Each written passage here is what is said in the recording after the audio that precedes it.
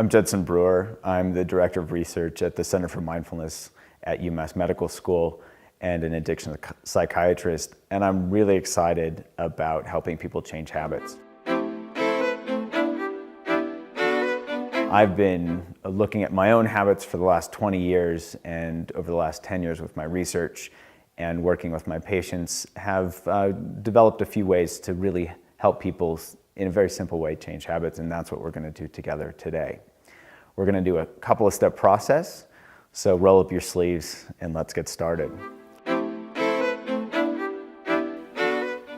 First, look at whatever your habit is, whether it's smoking cigarettes, checking text messages while you're driving, checking your Facebook feed at dinner, and just ask yourself, what do I get from this? Not up here in your brain, but what do I get from this in my body?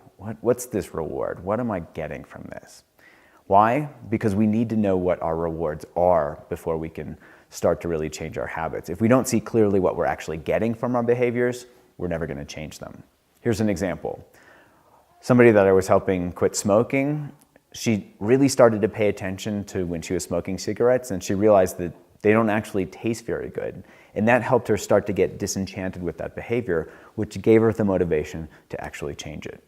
So that's step one. Just pay attention, rub your face in it. What do I actually get from this? Step two, this is where we're going to come back into our bodies. We're going to use a four-step process called RAIN, R-A-I-N. The first one, R, is recognize. So we have to first recognize when we're caught up in a habit. If we can't recognize it, we're lost. We're going to be on autopilot doing it. So just step back. Oh, there's that habit. The A is the acceptance. Why do we have to accept that it's here? Because typically when we have an urge to act on something, that craving itself feels unpleasant, so we want it to go away as quickly as possible. So we indulge, or we stuff it, or we make it go away. We do whatever we can to make that unpleasant craving go away. So instead of trying to make it go away, we're going to paradoxically turn toward it. Oh, what does this actually feel like in my body right now? So that's the A, acceptance. 3, investigate. So we're going to put on our Sherlock Holmes cap and we're going to get really curious. Oh, what does this craving feel like in my body right now? And we're going to dive into our bodies. So that's the investigation. I, investigate. What does this feel like in my body? And the N, very simple. We're going to just note. We're going to pull out our notebook and we're going to mentally note to ourselves whatever we notice in our body. So a craving can feel like tightness, we'd note tightness. If a craving feels like restlessness, we'd note restless. And we just note this. Okay, what is this in my body right now? Okay? So R-A-I-N. Recognize, allow, investigate, and note. You ready? So let's do this.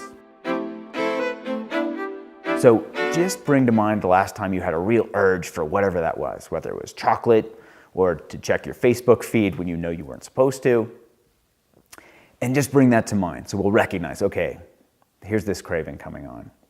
Now let's just dive into it, allow it to be there, and just allow ourselves to be close and intimate with it. Now let's get curious. What does this feel like in my body? And just note whatever your experience is from moment to moment. Is it tightness? Okay, we note tightness, tension, burning, restlessness. My mouth might be watering. And we'll just note that for a minute. You can just note it to yourself silently. And that's the process.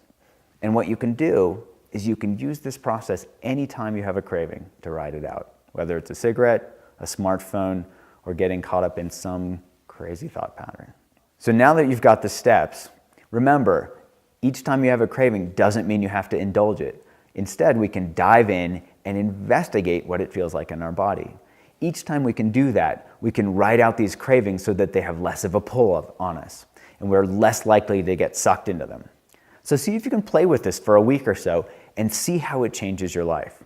And importantly, have fun with this. That's what the investigation's about, being really curious about our experience. And remember, curiosity is key.